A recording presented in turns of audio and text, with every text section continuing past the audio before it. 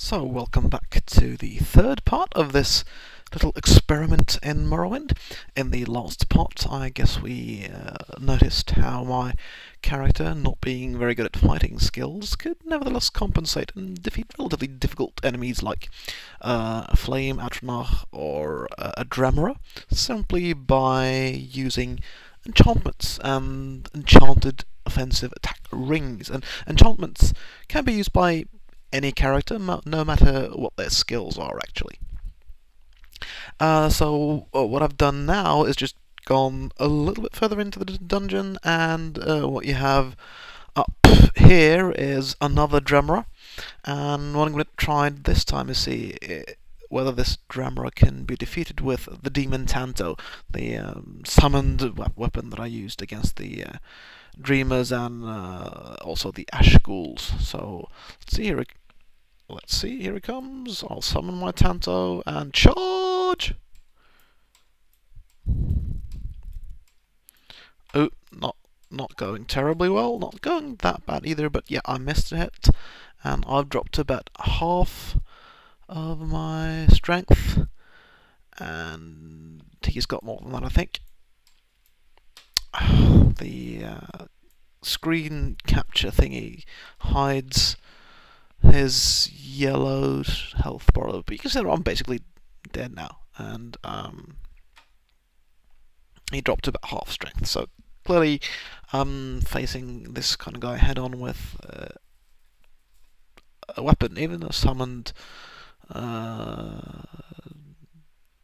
Demon Tanto, is probably not a very safe approach if you've got this kind of character who is poor at fighting and who, as you saw, just got hit and died, actually. Okay, so I guess we know that much. Just to recap, I'm going to go after this Dremora again with the rings instead, the enchanted rings. I noticed that the video gets kind of dark inside this dungeon. I can see quite well, but I don't know if you can. So fortunately, one of the things about being a Khajiit is you have a spell that they can use to see in the dark and lighten things up a bit. So hopefully that helps for you. Okay, so I'm going to try the Frostwind ring again, because that's my main ranged attack ring. And there's the Dremora, here he comes. Blast him at a distance, once, twice, 3 times, 4 times. I'm still holding up. Nasty little bugger he is. It might be that he's slightly resistant to frost, I don't think so we could try some poorer rings, like the Ring of Fireball, for example. Not very useful, and here he is, right next to me and hitting me again, quite nasty. Let's use some of my close encounter weapons instead then, or rather close encounter rings is what I mean, like, tried and true, the Fireclaw ring. Yeah, that finished him off quite nicely. Yeah, no Dremora, but I can pick up his blade and even his heart if I want to. Okay.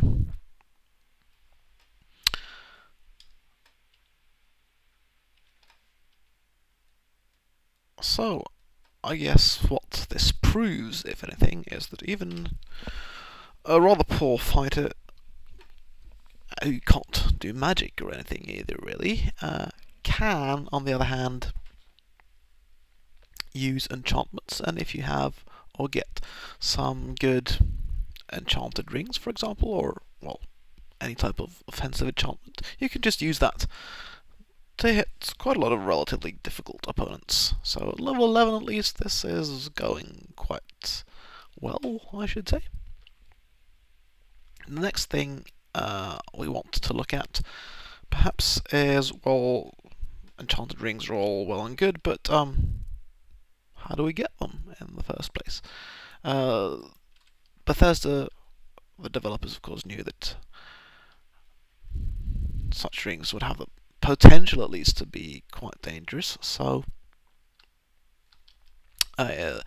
very, very good attack spell rings aren't actually that easy to come by in the game. Makes sense that they want to keep that from the character to a certain extent. Yeah, I'm gonna just find somewhere and heal up a bit again. Now, the easiest way... Oh, I just fired off my Eye of Fear power. That was not intentional. I wanted my Eye of Night power. Well, no harm done, really. That power is not very powerful anyway. Oh well. I'm digressing. My point, really, is that... Oh, here is Soul's Rattle,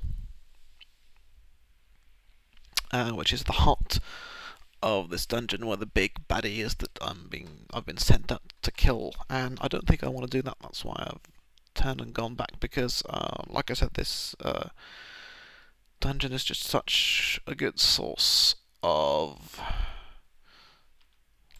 level creatures and a good place to test out the power, I guess, of this character. And the thing is, she's currently level 11, but I mean, as she keeps leveling up, presumably there's going to be, or I know that there's going to be even more difficult enemies around here, so basically if I don't finish the quest, that means I can go back and try more later on. Well, I could do that anyway, but... Now,